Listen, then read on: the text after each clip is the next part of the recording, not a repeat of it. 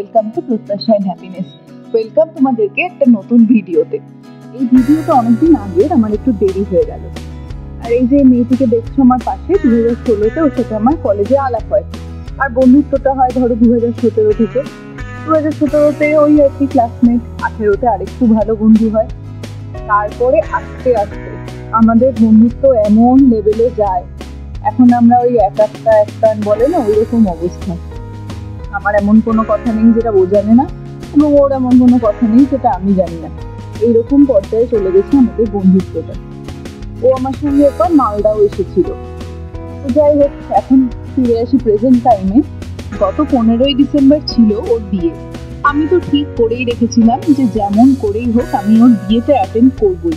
Actually আমার প্ল্যানটা ছিল যে আমি 13 তারিখে কলকাতা চলে যাব, 13 তারিখটা ওর বাড়িতে থেকে যাব, আর 14 তারিখে ওর সকালবেলা আইবুড়ো ভাত, রাত্রিবেলা সঙ্গীত, 15 তারিখ ওর বিয়ে।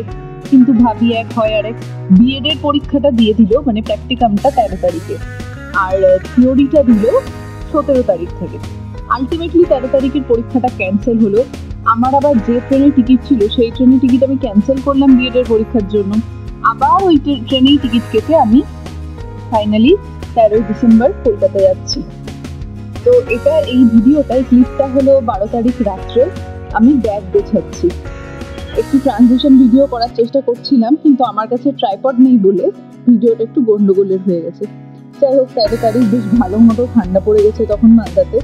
আমি এখন যাচ্ছি কলকাতায়, আর খুবই অবাক লাগছে ভাবতে যে আমি যাচ্ছি স্ত্রীর বিয়েতে। কত তাড়াতাড়ি সময় পেরিয়ে। হাওড়া থেকে ওর বাড়ি পৌঁছতে মোটামুটি আমার 3:30 বেজে গেল দুপুরবেলা। আর ওর বাড়িতে গিয়ে দেখলাম ওর রিলেটিভসরাও আসা শুরু করে দিয়েছে। আর এই পুচকু হলো ওর ভাইপো।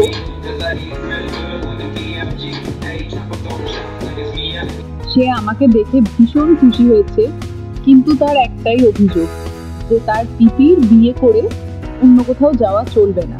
মানে পিপির বিয়ে হচ্ছে, বাড়িতে লোক আসছে, এটা তার আনন্দ, কিন্তু তাকে অন্য কোথাও যাওয়া চলবে না।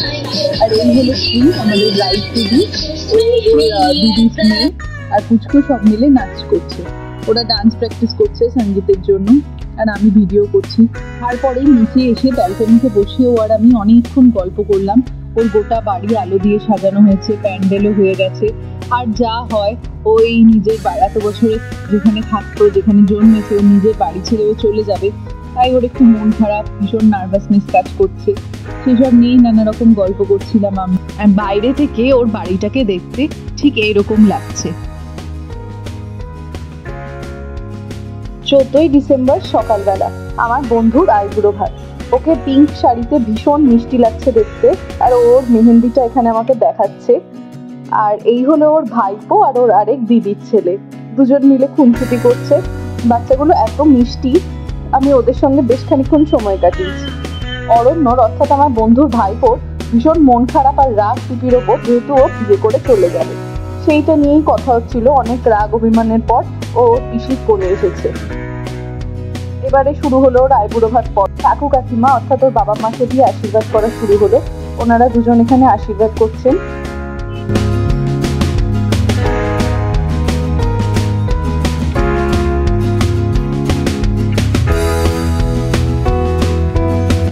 তারপরে ওর দাদা বৌদি, ওরাও আশীর্বাদ করলো।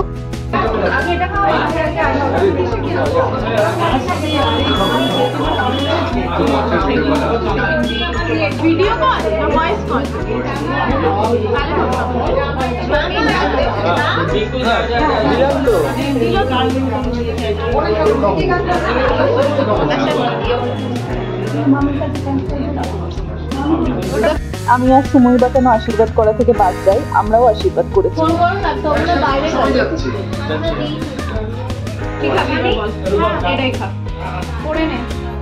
আমি খেয়ে উঠে পাবো যাবে না? হ্যাঁ হ্যাঁ যাচ্ছি।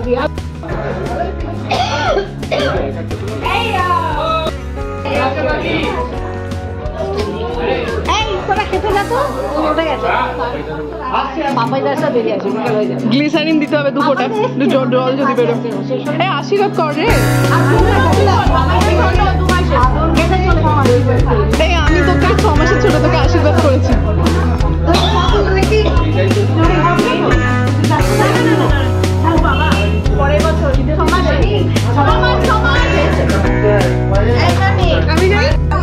এখানে দেখো বাড়ির সবচেয়ে বড় মানুষকে আশীর্বাদ করছে।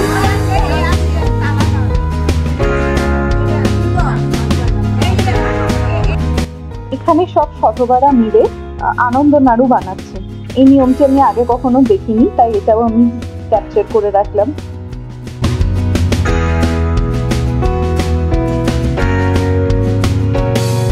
এরপরে আমার বন্ধুর আবদারে সবাই আমরা হাতে ব্রাইডসমেড লিখলাম এবং সঙ্গীত হবে বলে সেই অনুযায়ী তৈরি হলাম। স্ত্রীর বৌদি অসাধারণ নাচে, ওর পরিবারের সবাই একে একে নাচ করলো।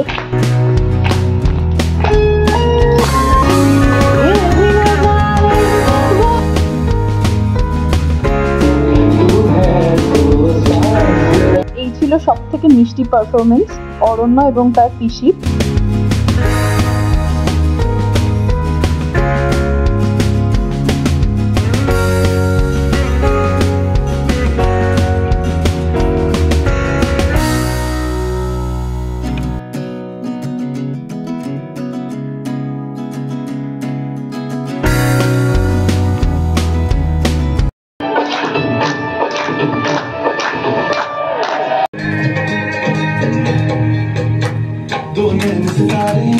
ভাবা যায় আমরা নাচের নও জানি না, আর আমাদেরকে উঠিয়ে দেওয়া হয়েছে স্টেজে। যা পারলাম, যা মাথায় এলো তাই করলাম। আমার বন্ধু তাতেই খুশি।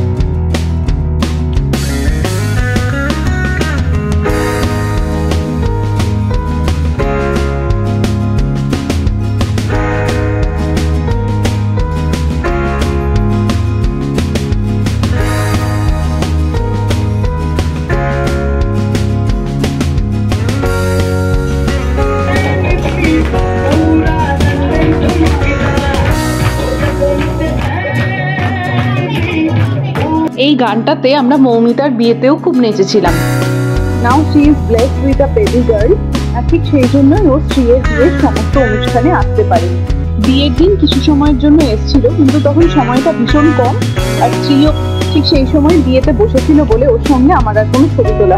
চলো এবার যাই সেই প্রতীক্ষিত মুহূর্ত, অর্থাৎ বিয়ের দিনে। এই ছবিগুলো আমাকে ওরই বোনেরা সব পাঠিয়েছে। আর এই শাখা পড়ানোর অনুষ্ঠানটা সকালবেলা আমরা যাইনি, কারণ আমি রাত্রে বাড়ি চলে এসেছিলাম সেদিন, বৃদ্ধিটাতে ছিলাম।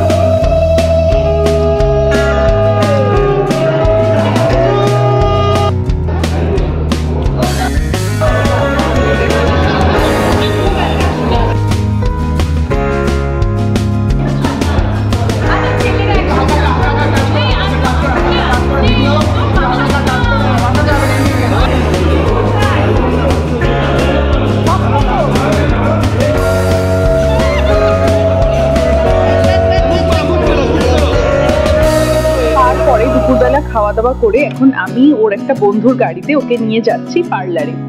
আমাকে সাজানো মোটামুটি কমপ্লিট হয়ে গেছে ওদের। আমি নিজেই নিজেকে চিনতে পারছিলাম না, এত অন্যরকম লাগছিল। আর এই দেখো আমাদের ব্রাইড অফ দ্য ইয়ার, এত সুন্দর লাগছিল ওকে দেখতে, ভীষণ মিষ্টি লাগছিল, ভীষণ খুব ভালো লাগছিল। এবার তারপরে আমরা ভেন্যুতে পৌঁছে গিয়েছিলাম। আর এই আমাদের বরমশাই দীপ।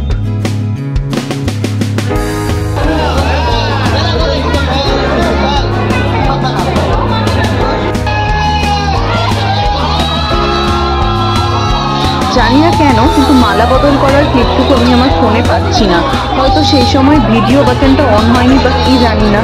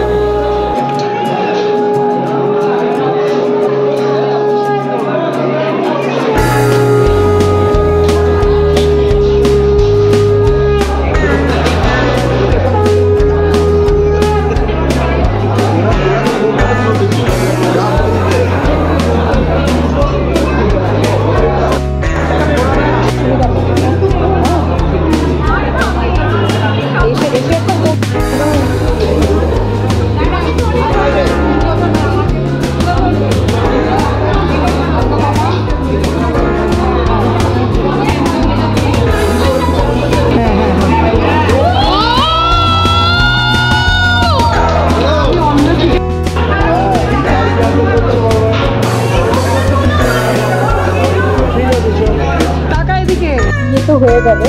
এবার আমরা অনেক রাত্রে সেদিন বাড়ি ফিরলাম। তারপরে চলো তোমাদেরকে 16 তারিখের ট্রিপ দেখাই। 16 তারিখ ওরা সকালবেলা 10টার দিকে ওদের বিদায় হলো এবং সেই দিনই আমার মালদা ফেরার টিকিট ছিল।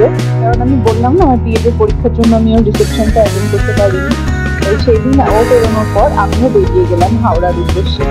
এখন ওকে বাড়ির বড়রা সবাই আশীর্বাদ করছে। আমিও পৌঁছে গেলাম এবং হাওড়া পৌঁছে আমি লাঞ্চ করলাম। বিয়ে বাড়িতে আমি আর খেয়ে আসার সময় পাইনি, আর তখন খিদেও পাচ্ছিল না। স্টেশনে পৌঁছে খানিকক্ষণ বাদে আমি লাঞ্চ করে নিলাম এবং ট্রেনে উঠে বাড়ি। আস্তে আস্তে বিয়ে বাড়ির কথা মনে করতে করতে বাড়ি এলাম আর কিছু ছবি জুড়ে দিলাম। তোমরা সবাই ছবিগুলো দেখো, ভিডিওটা কেমন লাগলো আমাকে জানিও, আর ওদেরকে অনেক অনেক অনেক আশীর্বাদ করো। দীর্ঘ 9 বছর ধরে তোর বিয়েতে এই করবো, তোর বিয়েতে ওই করবো থেকে শুরু করে সত্যি ওর বিয়ে যখন হলো একটা অদ্ভুত রকমের ইমোশনাল জার্নি আমাদের কাছেই মনে হচ্ছিল। আর অনেকদিন পর কলেজের সব বন্ধুদের সঙ্গে দেখা হলো। এই স্মৃতিগুলোই রয়ে যাবে আমাদের কাছে। আর বিয়ে বাড়িতে গেলে যা হয়, বন্ধুরাও বন্ধু হয়ে যায়, সেই রকম কিছু বন্ধু হলো। কোন ছবিটা তোমাদের সব থেকে বেশি ভালো লাগলো আমাকে কমেন্টে জানিও।